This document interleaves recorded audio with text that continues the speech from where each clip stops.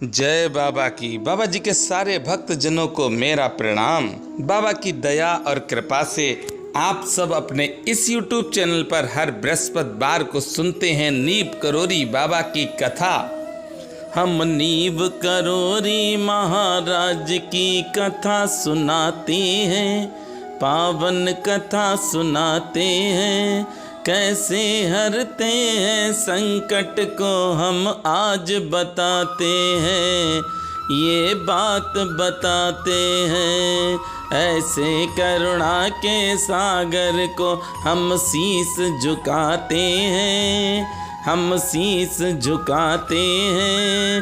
श्री नीब करोरी महाराज की कथा सुनाते हैं, पावन कथा सुनाते हैं।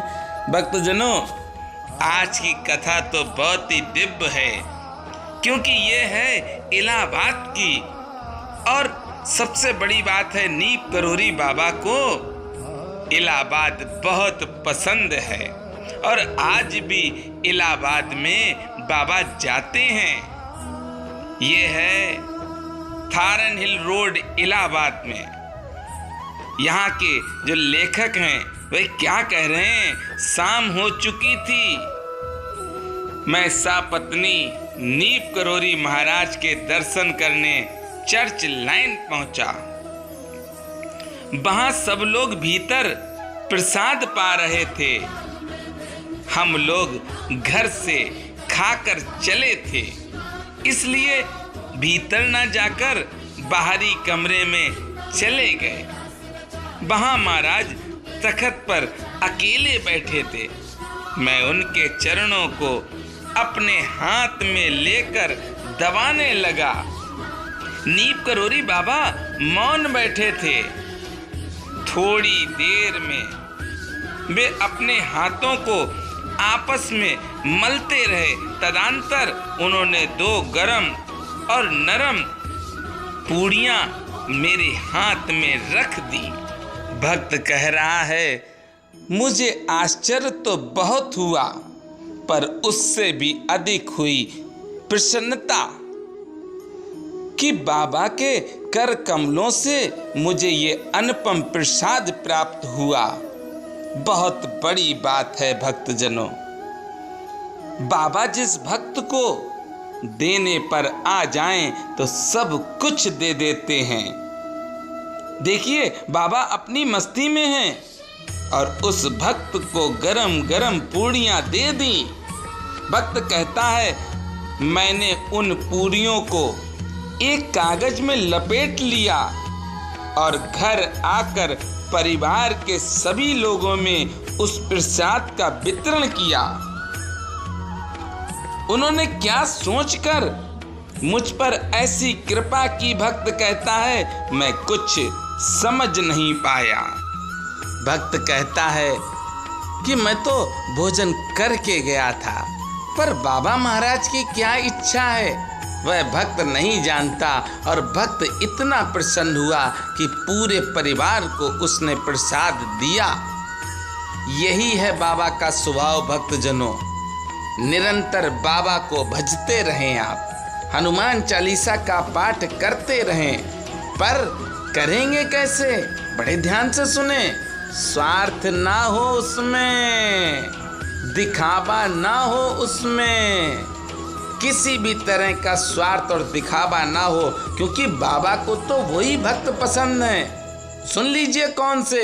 मैं आप सब से विनती करता हूँ कि आप सब भी अपने घर को स्वर्ग बनाइए, अपने परिवार को स्वर्ग बनाइए। अरे आप जहाँ बैठें वहाँ ये एहसास सबको होना चाहिए कि आप बैठे हैं। इतनी महक आनी चाहिए आपके पास से कि बदबू की कोई हिम्मत ही ना रहे कि वह वहाँ रुक जाए। पर हो कैसे, आप वह समझिए। निर्मल मन जन सो मोहे पावा, मोहे कपट चल छिद्र ना भावा। आप भगवान की अगर भक्ति करेंगे तो इस भक्ति में विघ्न भी बहुत आएंगे, कई तरह से लोग आपको उकसाएंगे, पर आप किसी का ध्यान ना करें। अरे आप तो बाबा के रंग में रंगे हैं, तो बाबा का ही स्मरण करते रहें, क्योंकि दुनिया की रीत है, जब आप अच्छे मार्ग पर चलेंगे तो आपको सब परेशान करेंगे। जिस तरह से एक फलदार वृक्ष को देखिए भक्तजनों, उसका क्या कसूर है?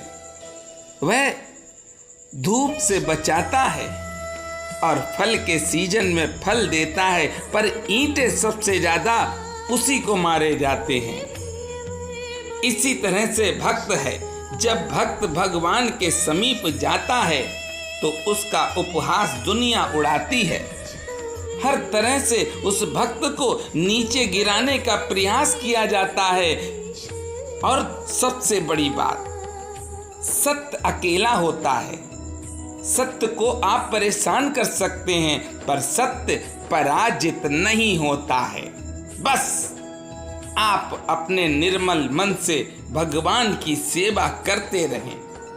फल देने वाले वृक्ष पर लोग ईंट पत्थर मारते हैं, पर फल देने वाला वृक्ष कभी ये नहीं कहता है कि मैं फल नहीं दूंगा। इसी तरह से आप अपने जीवन को बना लीजिए, जीवन में कभी कोई कष्ट या संकट नहीं आएगा। आप सब हर बृहस्पतिवार को नीम करोली बाबा की कथाएं अपने इस YouTube चैनल पर सुनते रहें और बाबा के धामों के दर्शन करते रहें। मेरे साथ प्रेम से बोलेंगे, बोलिए नीम करोली महाराज की जय।